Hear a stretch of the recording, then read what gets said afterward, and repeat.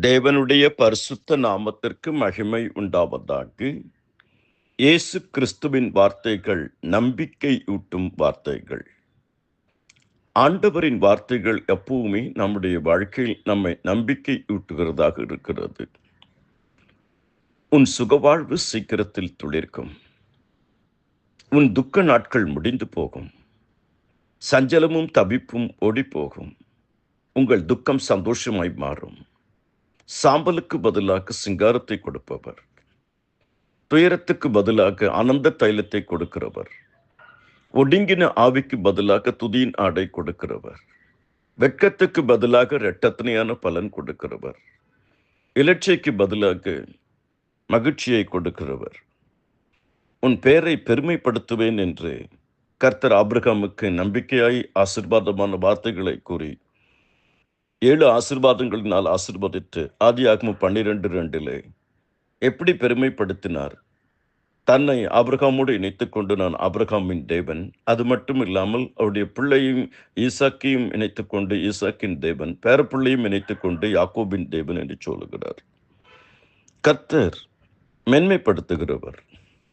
கர்த்தர் யோசுவாவை பார்த்து சொல்லுகிறார், நான் உன்னை மேன்மைப்படுத்துவேன். யோசுவா 3:7 4:14 சொன்னபடி மேன்மைப்படுத்தினார். கர்த்தர் நம்மை கனப்படுத்துகிற ஒரு தேவன்.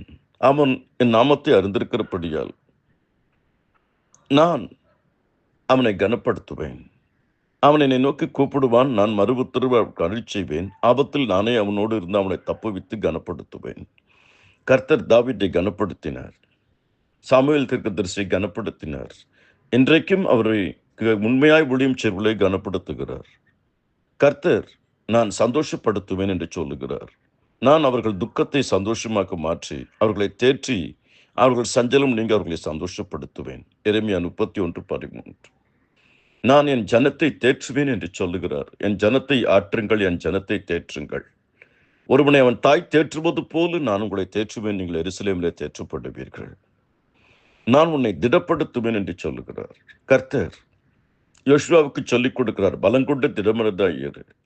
நான் மோசையோடு கூட இருந்தது போல உன்னோடு இருப்பேன். நான் உன்னை விட்டு விலகுவதும் இல்லை, உன்னை கைவிடுவதும் இல்லை. நம்முடைய தேவன் வார்த்தைகள் எல்லாமே நம்பிக்கையூட்டும் வார்த்தைகள். என்னிடத்தில் சமாதானம் உண்டாயிருக்கும் பொருட்டு இவைகளை உங்களுக்கு சொன்னேன். உலகத்தில் உங்களுக்கு உபத்திரவம் உண்டு, திடன் கொள்ளுங்கள், ஆனாலும் நான் உலகத்தை ஜெயித்தேன் என்று சொன்னார். நிச்சயமாகவே முடிவு உண்டு. நம்பிக்கை வீண் போகாது. நீ பயப்படுகிற காரியம் உனக்கு ஒன்றும் நேரிடாது.